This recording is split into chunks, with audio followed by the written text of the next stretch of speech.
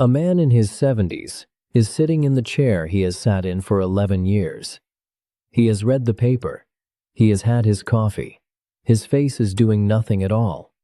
Then the door opens, and a 4-year-old comes running in. And something happens to that face that no phone call, no good news, no medicine, nothing else in his entire week can do. It reorganizes in about half a second. You have seen this. Maybe you have been the man in the chair. Here is the question almost nobody stops to ask.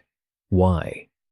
Why does a small child who cannot help you, cannot advise you, cannot lend you a thing, cannot even tie their own shoes, do something to an old heart that a lifelong friend cannot do? It is not sentiment. There is an actual answer. Several, in fact. In the next few minutes, I am going to give them to you, including one finding that surprised the researchers who found it, and one practical number that may change how you plan your week. Stay with me to the end. The last one is the one that matters most. Start with the speed. Notice that you do not decide to soften when a small child walks in. By the time you could have decided, it has already happened. Your face has moved. Your voice has changed pitch. Something in your chest has let go. That is not a decision. That is a reflex. Last century, a biologist named Konrad Lorenz noticed that the young of almost every species share a specific set of proportions. A head too big for the body, a forehead that bulges, eyes set low in the face and far too large, round cheeks, short, thick limbs, movement that is slightly clumsy. He called it the baby schema, and he argued it is not decoration. It is a signal, a set of features that exists to reach into an adult nervous system and switch on care. Brain imaging has since backed him up. When adults look at a face with those proportions, reward circuitry activates the same deep machinery that responds to a good meal or to a piece of music you love. Before any thought, before any relationship, before you even know whose child it is. So the first part of the answer is almost humbling. You are built to respond this way. You were built this way long before you were old. The child is not charming you. The child is a key, and you are a lock, and the lock was cut before either of you was born. But that only explains a general softness toward all children. It does not explain the particular thing that happens with your child. For that, we have to go inside the skull. For decades, neuroscientists studied the mother's brain in enormous detail, how it changes in pregnancy, how it answers a cry. Nobody had gone one generation higher. Then a team at Emory University did. They took about 50 grandmothers, placed them in a scanner, and showed them photographs, their own grandchild, an unfamiliar child, their own adult son or daughter, and an unfamiliar adult. Then they watched what lit up. Here is what they found, and it is worth hearing slowly. When a grandmother looked at her grandchild, the strongest activity appeared in regions tied to emotional empathy, the machinery of feeling with someone, not thinking about them, feeling alongside them. If the child in the photograph was smiling, she was, in some small physical way, having a portion of that smile herself. Now the part that stops people, when those same women looked at photographs of their own grown children, a different set of regions came forward.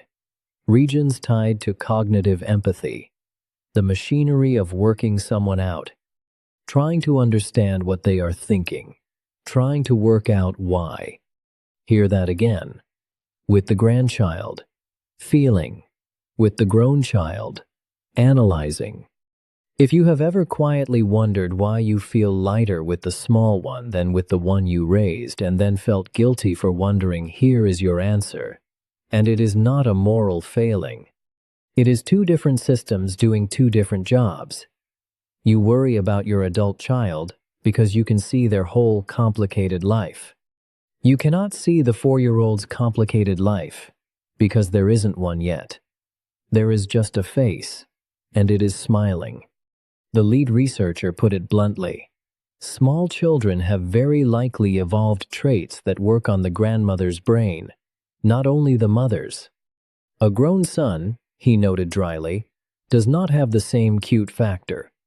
The second half of the answer is not about the child at all.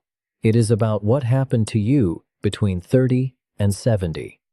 The psychologist Laura Carstensen spent a career on a puzzle.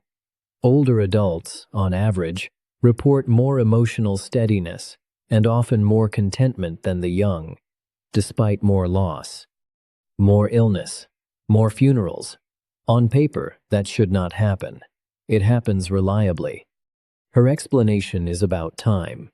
When you are young, your horizon looks endless, so the mind is set up for gathering information, contacts, skills, options for a future that seems to have no floor. When the horizon shortens and everyone's does, the mind quietly reorganizes. It stops collecting and starts choosing. It filters harder for what actually feels good. Studies find that older adults hold on to positive images better and give less of their attention to the negative ones. Now set that beside a small child. When you were a young parent, you could not have received that child the way you can now.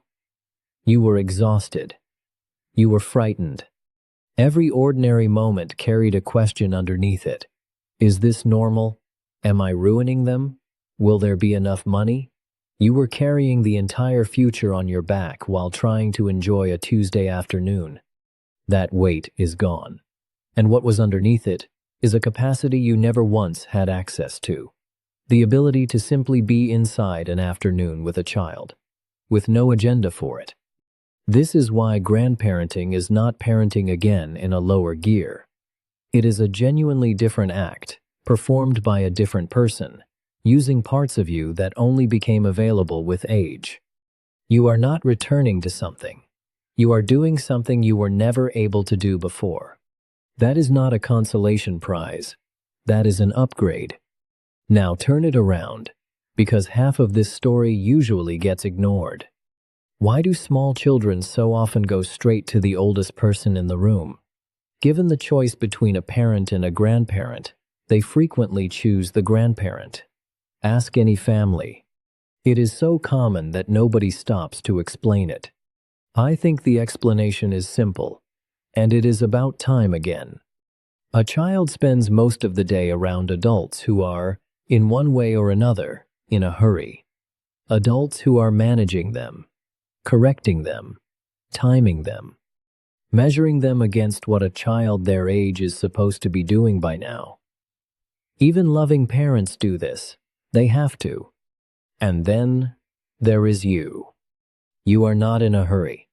You are not measuring. You have nowhere to be at 4 o'clock.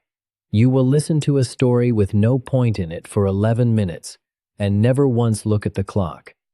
You will answer the same question 4 times without sighing.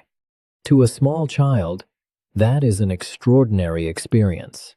It may be the only relationship in their life, with no evaluation in it. And here is the part worth sitting with. What that child feels in your presence is safety. The very specific safety of being with someone who is not trying to improve them. That is what the reassurance is. And it runs both ways. You are not being assessed either. That child has no idea what you used to earn, what you built, what you failed at, whether you are keeping up with anything. To them, you are simply the one who has time. 2 people at opposite ends of a life, briefly free of judgment. That is the whole secret, and it is mutual. So it feels good. Does it do anything? Here the research gets specific, and I want to give you both halves, the good news and the limit, because you deserve the real picture rather than the flattering one. Researchers using the Berlin Aging Study followed older adults across roughly 2 decades.